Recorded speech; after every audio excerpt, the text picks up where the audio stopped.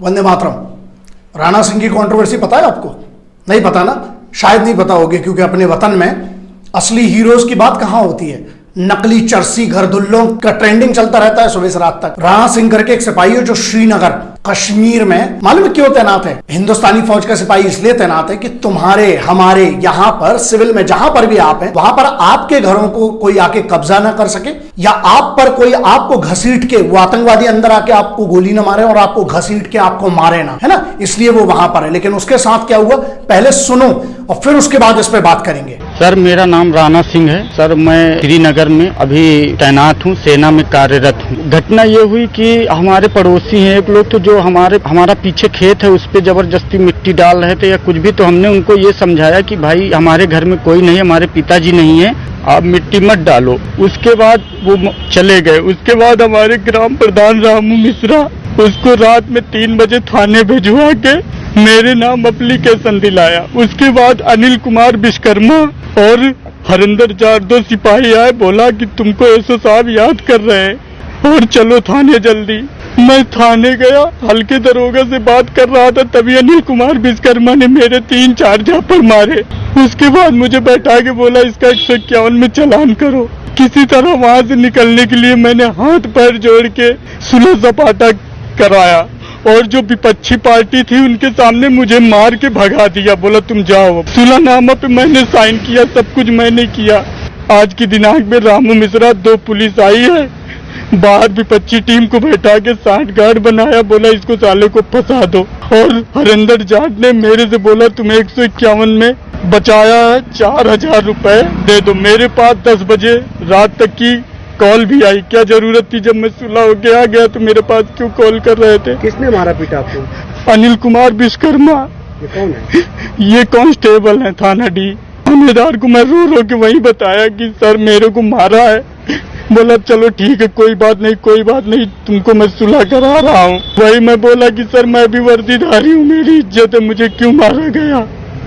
बोले कोई बात नहीं, चलो हो गया जो हो गया, तुम जाओ। एसपी साहब से यही कहना चाहता हूँ, मेरी नौकरी खतरे में पड़ सकती है, मुझे न्याय दिलाया जाए। और मेरे ग्राम प्रधान पूरी तरह से लगे विपक्षी को लेके, न्याय नहीं मिला तो मैं मुख्यमंत्री आवास के सामने जाके मुख्यमंत्री के सामने अपने आप पे पेट्रोल डाल के अपने खुद को जला दूंगा। मेरी आत्मसम्मान की बात है ये।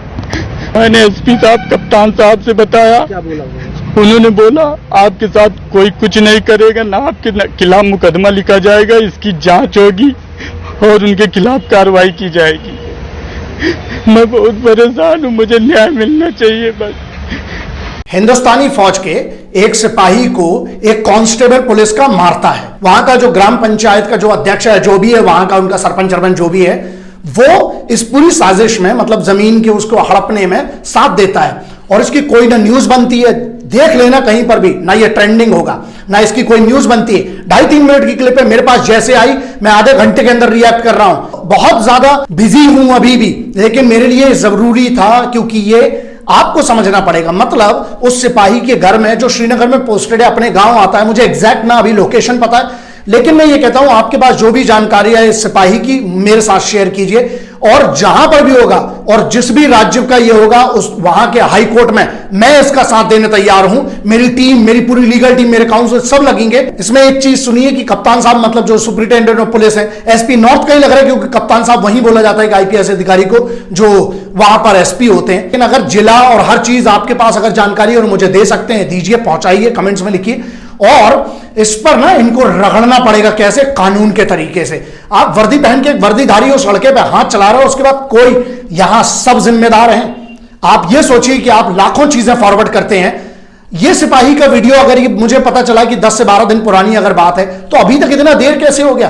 क्योंकि ना ये ट्रेंडिंग हो रहा है, ना कोई समाचार में दिखाया जा रहा है, क्योंकि हमारे साथ तो लोग दूसरी चीजों में बिजी हैं।